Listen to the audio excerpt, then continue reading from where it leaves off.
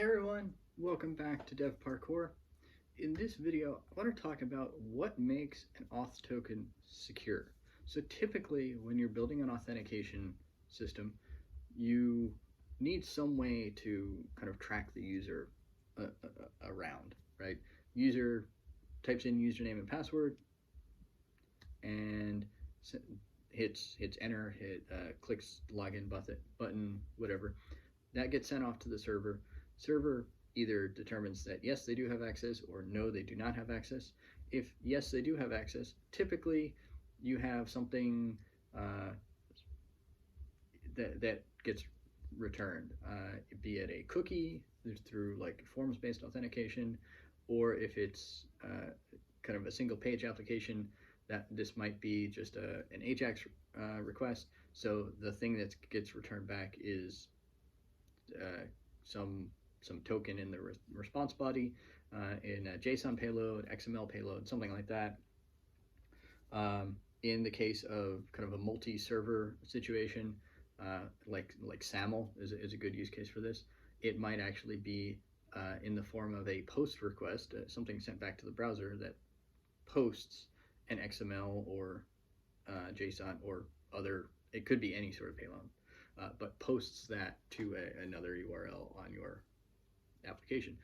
Regardless, there's going to be some representation of the user, some identifier that specifically indicates, well, not really the user, but the specific session, the fact of authentication. And that's kind of the important point for all of these authentication systems that we're going to talk about. There is some authentication systems specifically refer to them as claims, but some statement about the user. And the first one, the kind of the umbrella one, is this user exists and has been verified as a user. Not necessarily as a user with access to the system. That's up to your application to decide, potentially. But not specifically not the authentication system's responsibility. That's more authorization. But first and foremost, these tokens indicate this user exists and has been verified to be a user. They have acknowledged their identity. They have proven their identity to something that, in theory, we trust. Again, we'll get into more of that in some of the following videos. But there are definitely some ways that you can make authentication tokens more secure or less secure. These are my ways that you can make an authentication token secure. Again, as we talk about some specific situations, specific token types, and authentication mechanisms, there are some ways that some of these systems use to maintain security of authentication token and user claims without going for my laundry list of ways to make a token secure. Again, this list is my list. Maybe following this list makes something more secure or better, but realistically, there's kind of this threshold of once you hit this mark, things are secure, and then when talking about more secure, less secure doesn't really matter. But below a certain threshold, you can definitely say insecure. Don't do that. So again, here's my list. The first one might seem kind of obvious, but there is actually a nuance that we'll get to. All tokens, all auth tokens, should be unique. Now, the obvious case is unique to the user. No two users should have the same auth token, period. And realistically, that doesn't make sense. Most of the time, we use the user auth token to be able to further identify the user, either by sending the auth token back to the server that provided it to use it as a way to look up information about the user or information that the user has access to. Or in some cases, the token actually does store information about the user. We'll get to that in a minute. I don't really like that, but I do see, there is value in that in some scenarios. And in either of those cases, it makes absolutely no sense for two users to have the same authentication token. So, under no circumstances should any two users have the same authentication token. However, it goes further than that. No single user should have the same authentication token across sessions. That means between today and tomorrow, if I log in today and then my session expires and I log in tomorrow, I should not get the same authentication token again. Uh, if I log in today and go back to the login page and log in again, even though I'm already logged in, I should get a different authentication token. If I log in on my computer and then log in on my phone within the same 20-minute period or whatever the session timeout is, I should get a different authentication token for both of those devices. Every single session should have a unique authentication token, even if it's the same user who logs in. Next up is those authentication tokens should be cryptographically random. What I mean by that is, yes, they should be totally random, completely arbitrary, but they should be cryptographically so. So any language that you're using has a way to get a truly random, unpredictable number, essentially, that can't be determined, can't be predicted based on knowing the date or the computer that you're using or anything like that. Um, so you want a cryptographically random ID, session ID, authentication token, uh, some string of letters and numbers that's definitely not going to be used by anyone else or be able to be predicted by anyone else. That's what you want. It needs to be cryptographically random. Next up, it needs to be completely unrelated and therefore not determined by user details. So it can't be the username. Username, obviously, it doesn't even meet the first two criteria. So username is out. Session ID, probably not the right thing to do. That's fairly deterministic.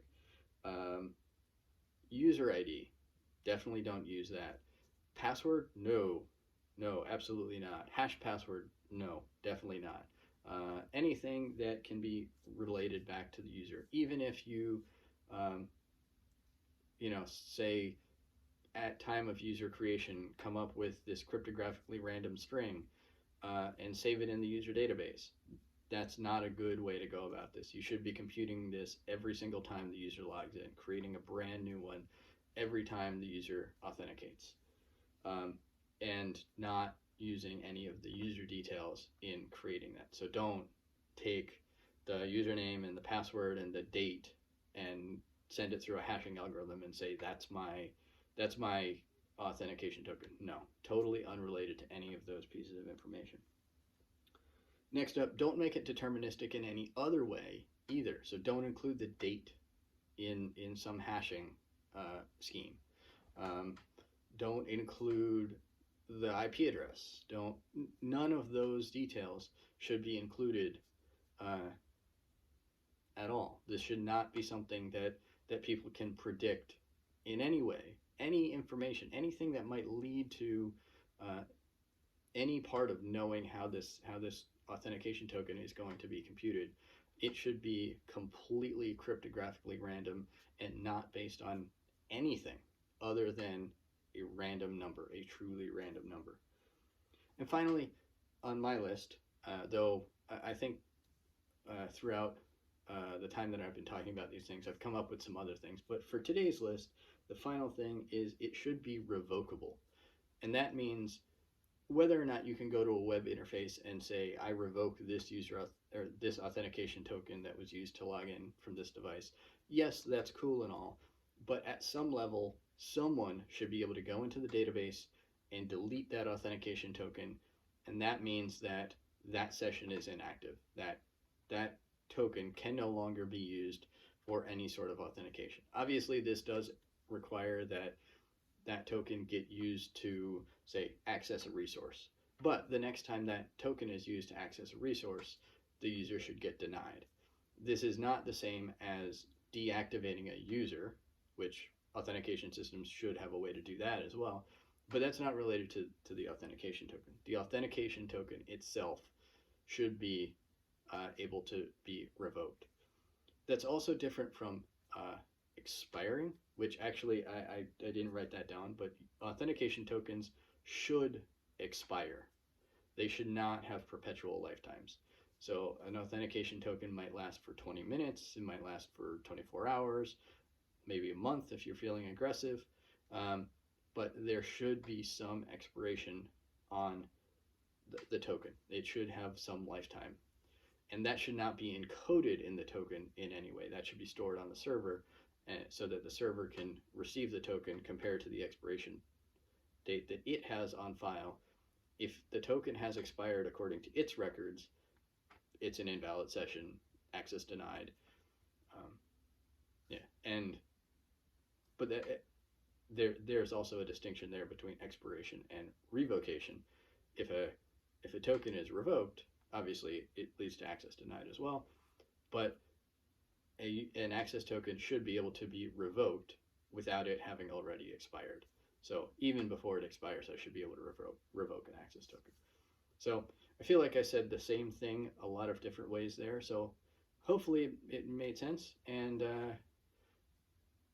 hopefully this guides you if you ever have to build your own authentication token or anything like this. Again, throughout all of this, I've said that you probably shouldn't be writing your own authentication system. That said, I've written a lot of authentication systems at most of my jobs. So it can be done, but you shouldn't do it. They are really hard. They are really easy to get wrong. They are really easy to potentially leave security vulnerabilities in there. I do not recommend it if you don't absolutely have to build your own authentication system.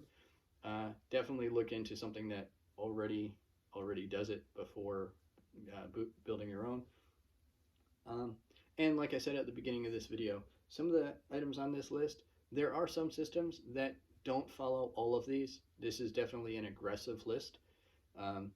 You don't have to follow every single one of them, but if you're not going to follow one of my criteria, you should definitely have a good reason to. And we'll actually talk about that in the context of some well-known authentication token styles and authentication mechanisms in upcoming videos. So make sure you're subscribed to the channel, click that notification bell. If you like this video, go ahead and hit that thumbs up button and leave a comment down below about your thoughts on authentication tokens. I'm especially interested if you're a security professional and maybe think my list is a little bit aggressive. I'd love to start a dialogue with you and understand more about why some of these things are recommended or not recommended, or why my list is maybe a little bit too aggressive. I definitely agree. My list is very aggressive. So thanks for watching. Hope you enjoyed it, and I hope to see you in the next video. Thanks for watching.